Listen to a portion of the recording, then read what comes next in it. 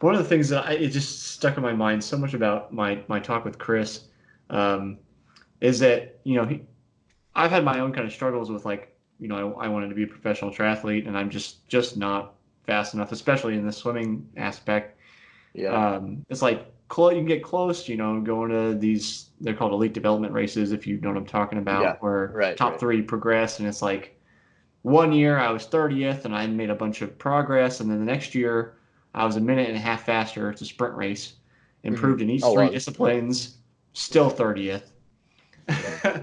So like Yeah. There's a lot of struggle. variables that go into it too. But Yeah, yeah. so it's like I struggle with that myself, but the thing that stuck with me that Chris said, and you've taken away like other kind of skills from that whole period of your life, is Chris said, like nobody cares whether you were second or whether you won. Like they just, they want to know that like your parents or your friends, like they love you. They want to know that you're fine, Hmm. and that you're happy.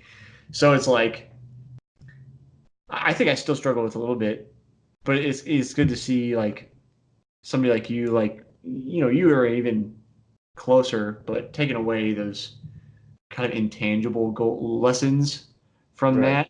When really, like Chris said, even if you won Olympic gold, what do you do after that?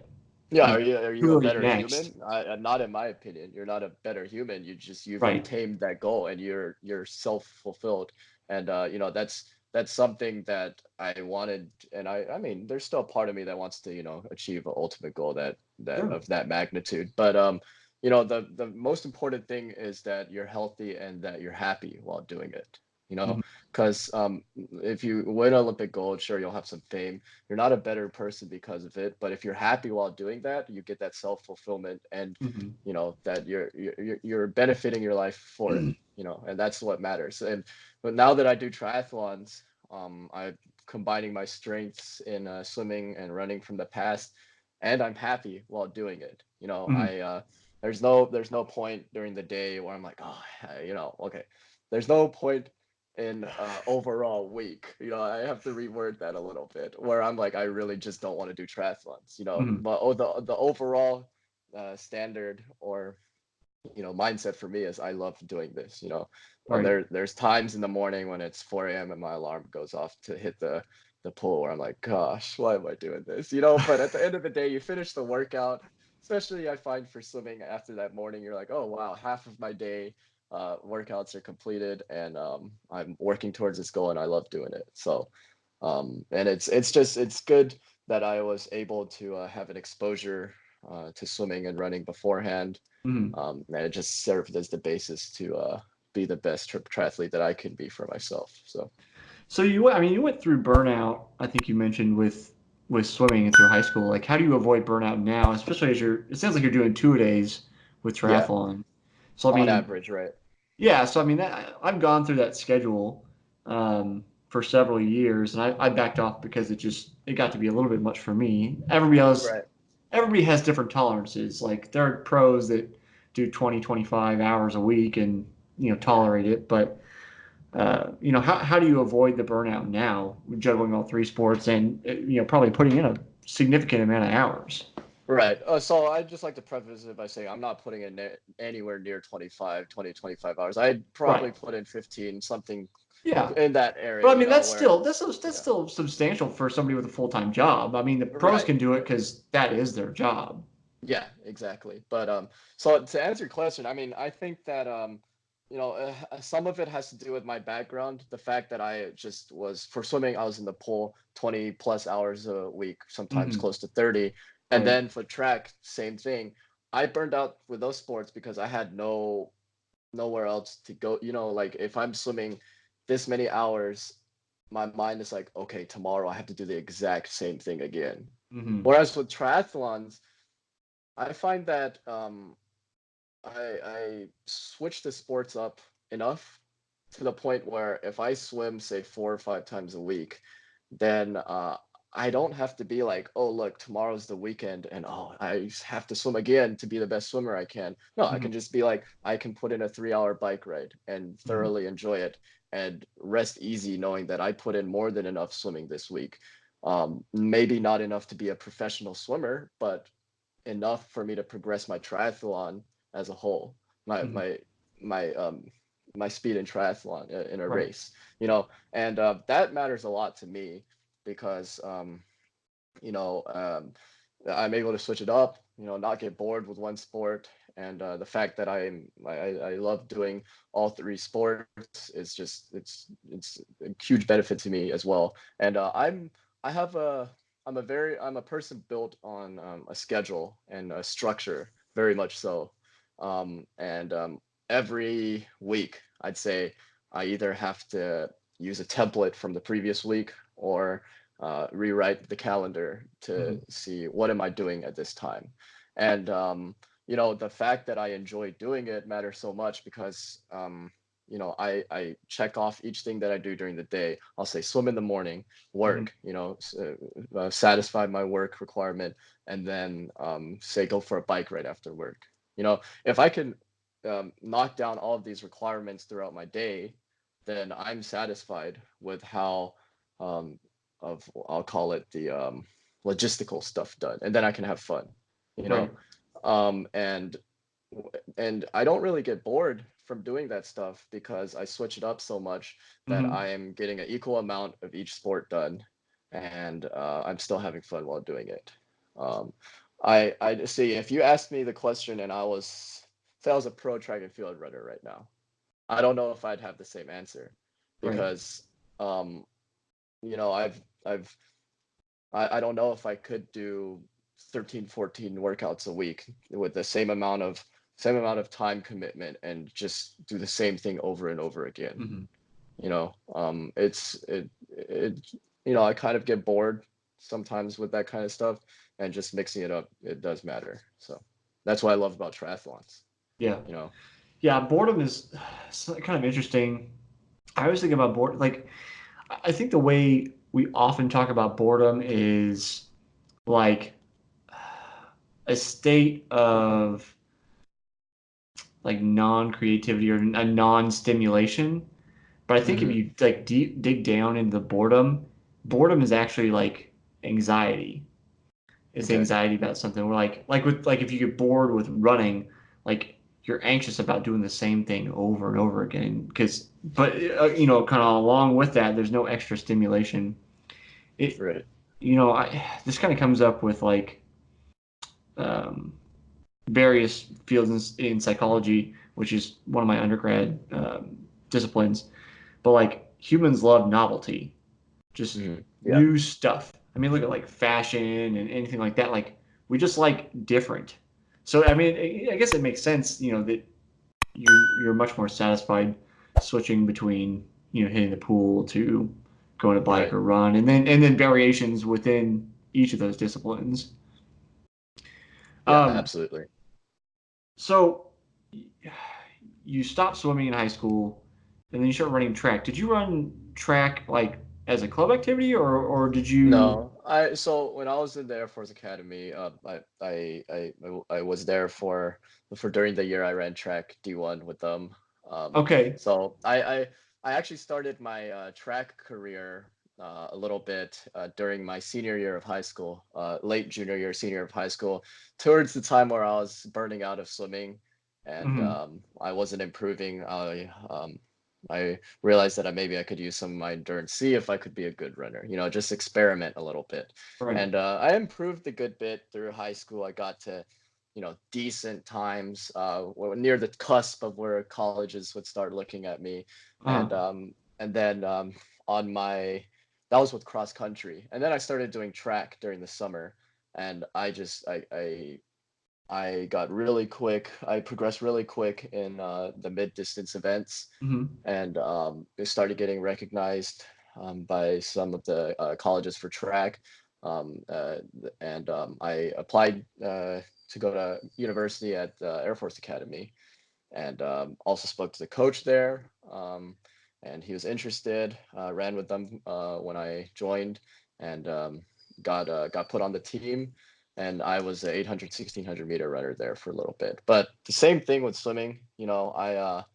I just I couldn't improve past a certain point. I got to the 99th percentile and just burned out after a little while. And track was really hard on me. Swimming, it's really hard to get injured in swimming, even as a professional. Just it's a low impact sport, Mm-hmm. virtually no impact sport. Track was different on me. Since childhood, I've had bad knees, had bad Achilles, and I was injured for a good part. And to this day, it haunts me because I have to really worry about my knees and Mm-hmm. my joints and stuff like that. And running is just, I can bike and swim nonstop the whole week, but if I run more than 4 or 5 times a week now, and I do more than 2 fast workouts a week, my knees are done. Like Yeah. I'm out for a month, if I'm not smart about my running. And I'd be curious to that's see some video of you running and see if like how your form is. I would right. think being an 806 like a high level 800 1600 runner, you'd have pretty good form, but Yeah, I'd be curious to see that and see if we could diagnose maybe what's going on with right. you. There's a little bit of stuff based on visits to the doctor and Uh-huh. you know uh, podiatrist, things like that. There's a little bit of genetics going on. My Okay. form based on my coaches in the past and present. My form is decent. I have Mhm. a good foot strike, good arm movement, but from genetics, my right Achilles tendon is actually a bit shorter than my left Okay. Achilles. And it causes severe strain on my IT band all the Yeah. way to my LCL. All of that stuff is affected because of my Yeah, I mean the whole Achilles. system. One thing that I think that's something people underestimate is like one thing gets out of line, and if you Yeah, don't take care of that, in your case, like you can't take care of it. It is what it is. But like right. if you don't take care of it, it starts to affect the whole chain all the way up. Exactly. Yeah.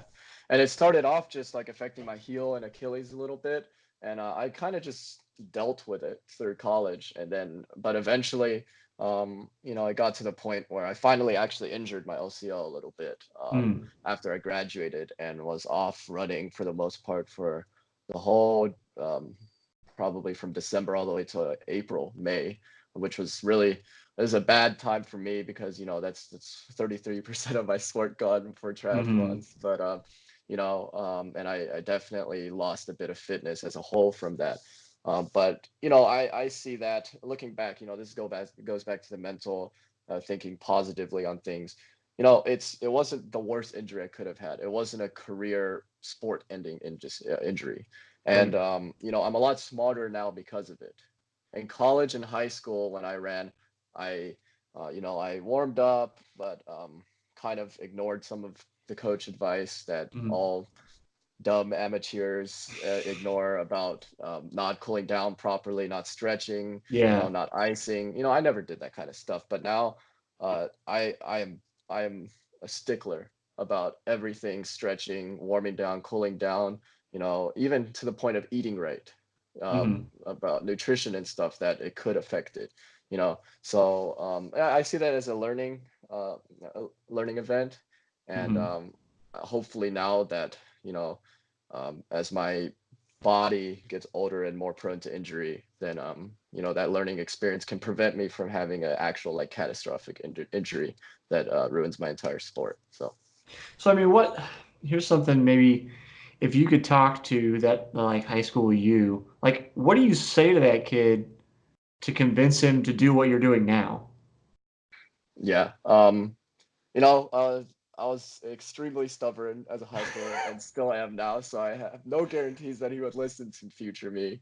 But I'd tell him to just because the coaches, assuming that he or she's a good coach, they have lived through that experience Mhm. for through their athletes and perhaps themselves as well. Some of them are swimmers, some of them are ex-track athletes themselves, and they know what they're talking about. And as a high schooler, and even in college, like you just want to get better, Hmm. you just want to keep getting faster, and you see stretching, cooling down, warming up, that's a waste of time, right? Like, how is this making me faster? It's not. It's just wasting my time.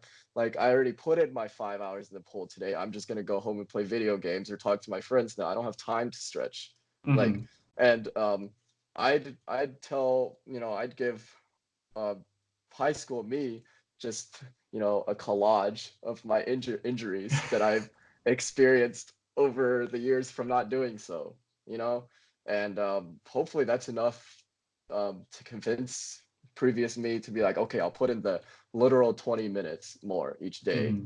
to actually listen to the coach's advice, the age old advice to stretch, do smart stuff, don't just sprint your your cool down and then be done, Hmm.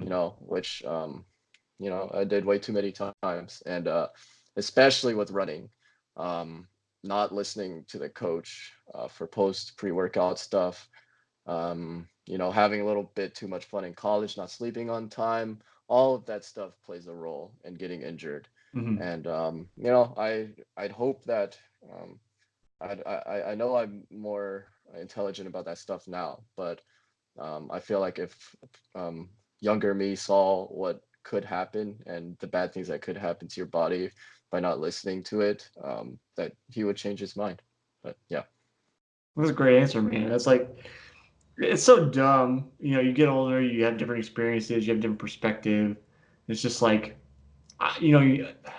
people say it all the time. And you may have heard your parents say it. I'm sure my parents, and then people that are our age when we were younger, like say like if we're 15 and they're like I'm 30 now, right. saying the same thing. It's like, oh, if I just knew now, then like, Yeah, but it's like, how do you transfer that down and actually convince that kid, get in their right. head?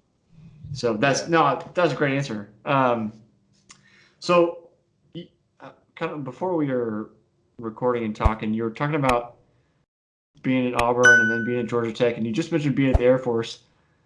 Could you give me a timeline of all Yeah. of So these it's kind of transfers? yeah, it's kind of there's a lot of different places going around. So Yeah.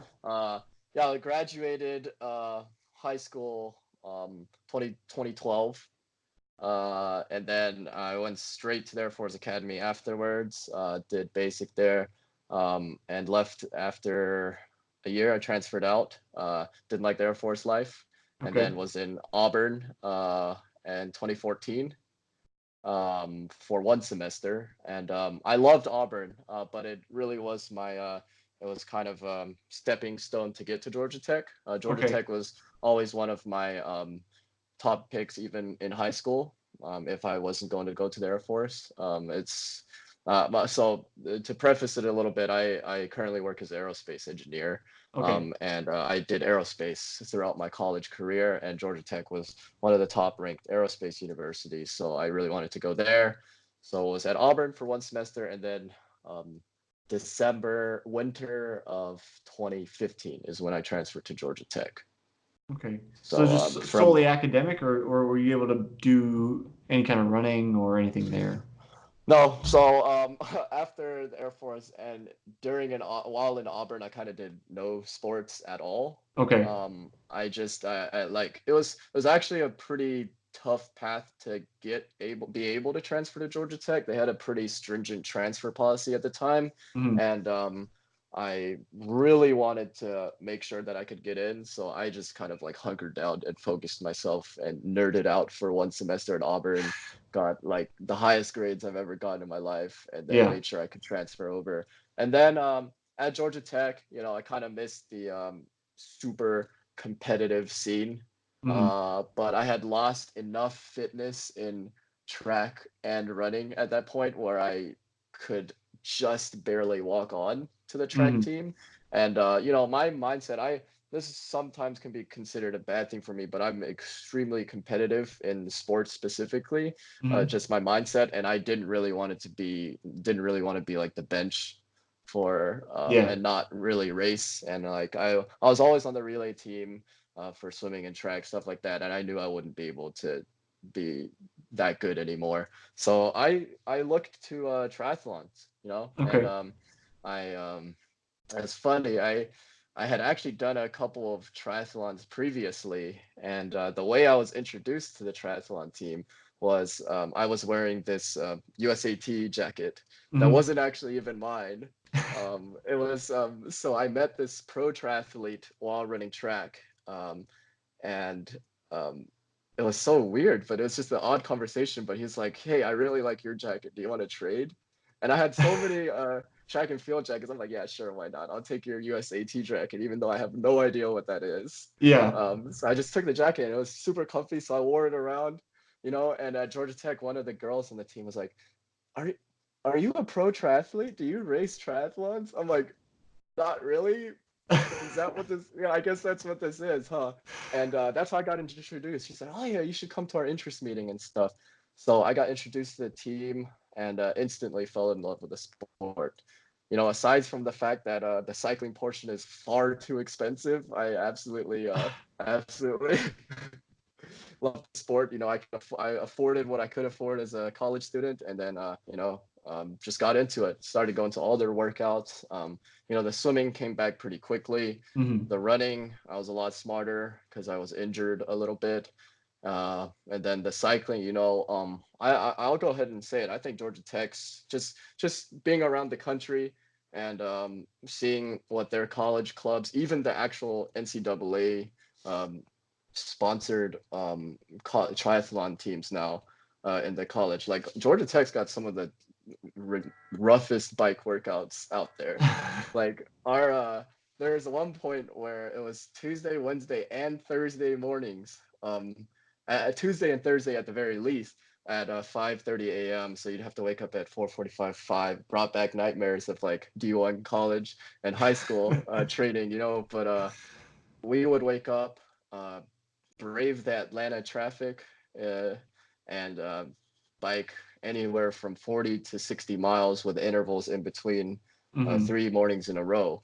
And it was not an easy route. Like this is a hilly course. There's a couple, you know, there's at least 1,000, 2,000 feet of, or if not more, of elevation gain. And not to mention in the middle, you're doing interval workouts. So Yeah. I mean, I'll throw it out there, like Georgia Tech triathlon team. You know, I'll have to shout it out a little bit. But if you guys are doing these bike workouts, you guys are killing it. So